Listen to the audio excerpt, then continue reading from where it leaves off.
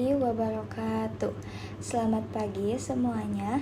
Izin memperkenalkan diri. Perkenalkan, nama saya Priska Nur Latif dengan NIM 25501911086 dari kelas C, program studi S1 Farmasi, Fakultas Farmasi. Di sini saya akan menjelaskan tentang merancang prosedur analisis kualitatif senyawa anorganik. Berikut data diri saya dan sub CP mata kuliahnya, yaitu mahasiswa mampu merancang prosedur analisis bahan baku senyawa anorganik dalam bentuk tunggal dan campuran secara klasik dengan memperhatikan dampak terhadap lingkungan. Yang pertama, deskripsi tugasnya, yaitu Anda akan melakukan analisis bahan baku. Dengan saya kelas C, maka saya mendapatkan sampel HgCN2. Dan rancanglah prosedur analisisnya berdasarkan buku Textbook of Macro and Semi-Micro Qualitative Inorganic Analysis edisi ke-6 dengan menerapkan GAC. Catatan, dikerjakan satu sampel sesuai dengan pembagian kelas masing-masing. Nah, karena di sini saya mendapatkan sampel yang sudah diketahui senyawanya, yaitu HgCN, maka yang pertama kita pemeriksaan pendahuluan dengan diawali dengan pemeriksaan organoleptik. Prosedurnya diamati bentuk, warna, dan bau sampel di bawah cahaya panjang dan terang. Hg termasuk jenis kation dan memiliki bentuk serbuk kristal, berwarna putih dan tidak berbau. Selanjutnya yaitu reaksi golongan kation. Hg2+ berdasarkan Vogel, merkuri 2 termasuk ke dalam golongan 2. Prosedurnya yaitu ditambahkan HCl encer, larutan tersebut tidak ada endapan. Kemudian dialirkan dengan gas H2S atau dengan larutan H2S jenuh. Hasil pengamatannya yaitu terbentuk endapan yang berubah warna dari larutan yang putih atau bening menjadi kuning, terus menjadi coklat, dan endapan terakhir terdapat endapan hitam. Dugaannya positif mengandung kation Hg2+. Reaksi kimianya Hg2+ ditambah H2S menjadi HGS terbentuk endapan hitam. Selanjutnya dilanjutkan dengan uji spesifik. Uji spesifik dilakukan dengan identifikasi Hg2+ dengan Ki. Prosedurnya yaitu ditambahkan larutan Ki tetes demi tetes ke dalam larutan sampel, dan hasil pengamatannya terbentuk endapan merah jingga yang larut kembali dalam kelebihan Ki. Reaksi kimianya adalah Hg2+ ditambah 2I menjadi Hgi2, terdapat endapan berwarna merah. Dan Hgi2 ditambah 2I- berlebih menjadi Hgi4 2-, larutan yang tidak berwarna. Lalu karena kita sudah mengetahui Hg itu termasuk ke dalam kation, kita harus melakukan analisis anion, yaitu Cn- atau sianida. Yang pertama-tama kita harus melakukan pemeriksaan pendahuluan dengan diawali pemeriksaan organoleptik. Cn- memiliki berbentuk kristal, warnanya putih, dan baunya bau khas almond atau pahit. Selanjutnya, setelah pemeriksaan organoleptik, dilanjutkan dengan pembentukan endapan AgNO3. Nah, prosedurnya yaitu larutan sampel ditambahkan AgNO3 berlebih. Dan hasil pengamatannya terdapat endapan putih AgCN yang larut kembali dalam KCN berlebih. Reaksi kimianya AgCN ditambah Cn- menjadi AgCN2-. Selanjutnya, setelah dilakukan reaksi tersebut, melanjutkan ke reaksi spesifik, yaitu menghasilkan Prussian blue. Prosedurnya, larutan sampel ditambahkan FeSO4 baru dan NaOH, lalu dididihkan, lalu diasapkan dengan HCl. Hasil pengamatannya terbentuk warna endapan biru Prusia. Reaksi kimianya yang pembentukan ferrosianida yaitu 6Cn- ditambah Fe2+ menjadi FeCN64-.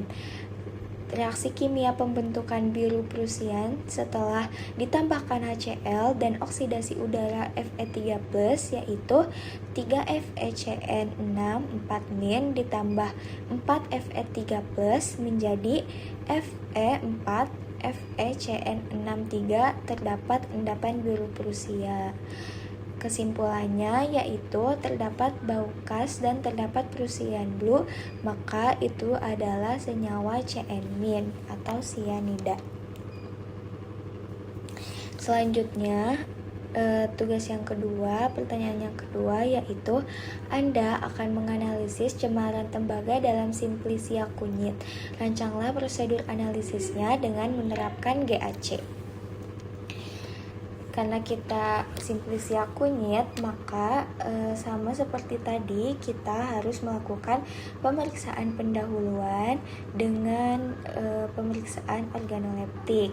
Sebelumnya simplisia kunyit itu kita ubah dulu menjadi serbuk. Maka simplisia tersebut memiliki bentuknya serbuk, warnanya kuning ke orange-orangean, baunya bau khas kunyit dan rasanya pahit. Lalu selanjutnya setelah pemeriksaan organoleptik dilanjutkan dengan pembuatan larutan stok Cu. Prosedurnya yaitu larutan standar Cu 1000 ppm di pipet volume tertentu dan selanjutnya diencerkan dengan Aquades lalu dihomogenkan. Setelah dihomogenkan lalu disimpan dalam botol kaca. Hasil pengamatannya yaitu larutan tampak jernih, tidak berwarna dan tidak ada endapan. Setelah pembuatan larutan stok Cu, dilanjutkan pembuatan dapar asetat dengan prosedur ditimbang 25 gram astronium asetat, lalu dilarutkan dalam Aquades, ditambah 38 ml HCN6N, lalu diencerkan hingga 100 ml, lalu dihomogenkan semuanya. Hasil pengamatannya yaitu larutan dapar jernih, homogen, dan tidak ada endapan. Setelah pembuatan dapar asetat dilanjutkan dengan preparasi larutan baku standar Cu. Prosedurnya yaitu di pipet 1 ml larutan stok Cu dimasukkan ke labu ukur 10 ml, lalu diencerkan dengan Aquades hingga tanda batas. Dibuat seri konsentrasi yaitu dengan 0:5:10:20:40 ppb. Hasil pengamatannya, seluruh larutan standar tampak jernih, tidak berwarna, dan tidak terbentuk endapan. Setelah kita melakukan preparasi larutan baku, dilanjutkan dengan preparasi larutan uji, yaitu dengan ditimbang 0,5 gram sampel kunyit, lalu ditambah 10 ml HNO3 pekat, dipanaskan hingga hampir jernih, dan ditambahkan beberapa tetes H2O2, dan dipanaskan kembali hingga jernih, lalu didinginkan, dan setelah itu diencerkan dengan Aquades hingga 25 ml, dan disaring jika perlu. Hasil pengamatannya yaitu proses destruksi logam Cu berhasil terlarut.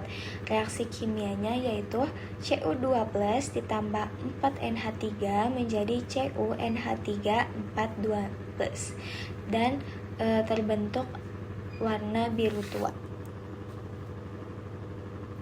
Setelah itu dilanjutkan dengan preparasi larutan monitor dengan prosedur ditimbang 0,5 gram sampel, lalu ditambahkan larutan standar Cu dan dilakukan proses destruksi. Setelah itu diencerkan hingga volume tertentu lalu dihomogenkan. Hasil pengamatannya yaitu larutan monitor jernih dan homogen tanpa endapan dan warna yang intens. Setelah itu dilakukan nyala alat AAS, yaitu dengan cara atur panjang gelombang 324,8 mm, lalu masukkan belangko, masukkan larutan standar, dan buatlah kurva kalibrasi. Dimasukkan larutan sampel dan buat kesimpulannya. Hasil pengamatannya, belangko menunjukkan absorpsi mendekati 0 larutan standar, menunjukkan kenaikan absorbansi seiring peningkatan konsentrasinya.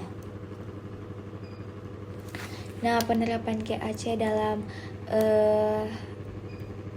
uji kation dan anion tersebut, GAC menerapkan prinsip kimia hijau ke dalam prosedur analisisnya, seperti uji kation anion, uji obat,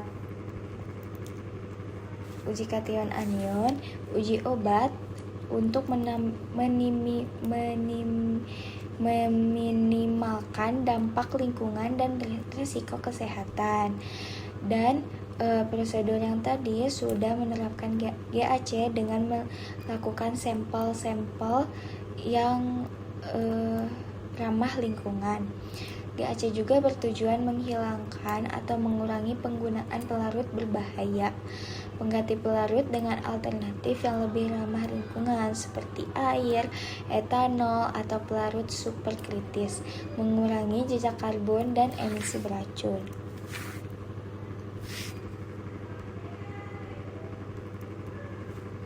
Nah, kesimpulannya yang tadi telah kita bahas, yaitu kita mengetahui cara menganalisis kualitatif senyawa kation dan anion dengan cara menerapkan prinsip GAC. GAC meningkatkan keselamatan dengan mengurangi risiko paparan bahan kimia beracun bagi analis dan meminimalkan risiko kecelakaan kerja akibat penggunaan reagen berbahaya. Sekian, terima kasih penjelasan dari saya. Mohon maaf bila ada kesalahan kata atau kesalahan perbuatan. Terima kasih telah memberikan kesempatan untuk menjelaskan tentang merancang prosedur analisis senyawa anorganik. Sekian dari saya, terima kasih. Wassalamualaikum warahmatullahi wabarakatuh.